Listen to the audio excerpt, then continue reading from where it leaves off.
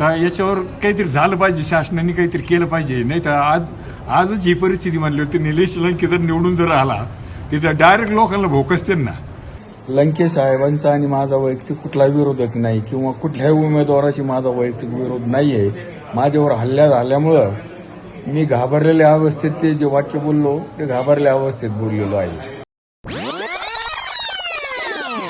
घटना मी पेट्रोल पंपावर गेलो होतो पेट्रोल आणण्यासाठी. माझ्या गाडीचं पेट्रोल संपलं होतं. येताना मला पेट्रोल काय भेटलं नाही तिथे. त्यांनी दिलं नाही मला पेट्रोल. म्हणजे इलेक्शनचं पिरियड आहे, पेट्रोल देता येत नाही म्हणे. बाटलीमध्ये मी पेट्रोल मागत होतो. आणि येताना माझ्या पाठीमागून एक गाडी आली, ती पुलाच्या पाठीमागं.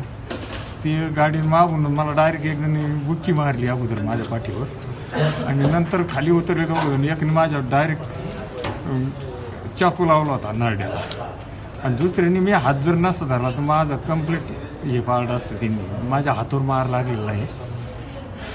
आणि त्यांनी मला म्हटलं म्हणे तुम्ही काल सभेला होते का म्हणे. तुम्ही कुठले म्हटले. मी म्हणलं मी राहुरीचा. तर म्हणे तुम्ही काल आमच्या निलेश लंके विरुद्ध मोबाईलमध्ये तुमचं स्टेटमेंट आलेलं आहे म्हणे. मग आता माझं काय स्टेटमेंट आहे, मी तर सभेला नव्हतो. मग काय स्टेटमेंट आहे मला तेच समजायला तयार नाही. तुमची मागणी काय आहे? माझी मागणी अशी आहे का याच्यावर काहीतरी झालं पाहिजे, शासनाने काहीतरी केलं पाहिजे. नाही तर आजच ही परिस्थिती म्हणली होती. निलेश लंके जर निवडून जर आला तिथं डायरेक्ट लोकांना भोकसते ना. काल माझ्यावर जो भ्याड हल्ला झाला त्यामध्ये हल्लेखोरांनी लंके साहेबांचं नाव घेतलं. लंके साहेबांचा आणि माझा वैयक्तिक कुठला विरोधक नाही किंवा कुठल्याही उमेदवाराशी माझा वैयक्तिक विरोध नाही आहे. माझ्यावर हल्ला झाल्यामुळं मी घाबरलेल्या अवस्थेत ते जे वाक्य बोललो ते घाबरलेल्या अवस्थेत बोललेलो आहे. मी आदिनाथ संजय चंद्रे. काल माझ्या वडिलांवरती जो भ्याड हल्ला झाला त्यामध्ये हल्लेखोरांनी आदरणीय निलेश लंके साहेबांचं नाव घेतलं होतं.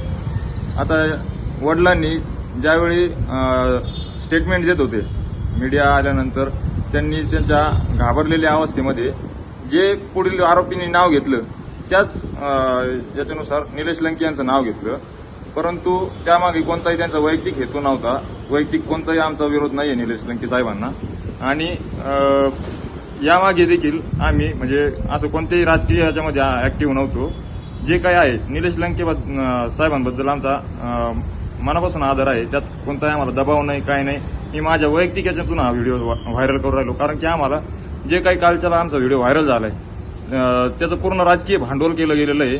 आणि त्याच्यामुळं आम्हाला वैयक्तिक खूप मनस्ताप होऊ राहिलेला आहे. आम्हाला भरपूर फोन येऊ राहिले विनाकारण. या आमच्या या गोष्टीचा भांडवल केलं जाऊ राहिलं. हे थांबलं गेलं पाहिजे. आणि आता हे पोलीस यंत्रणेकडून आम्हाला सपोर्टची गरज आहे.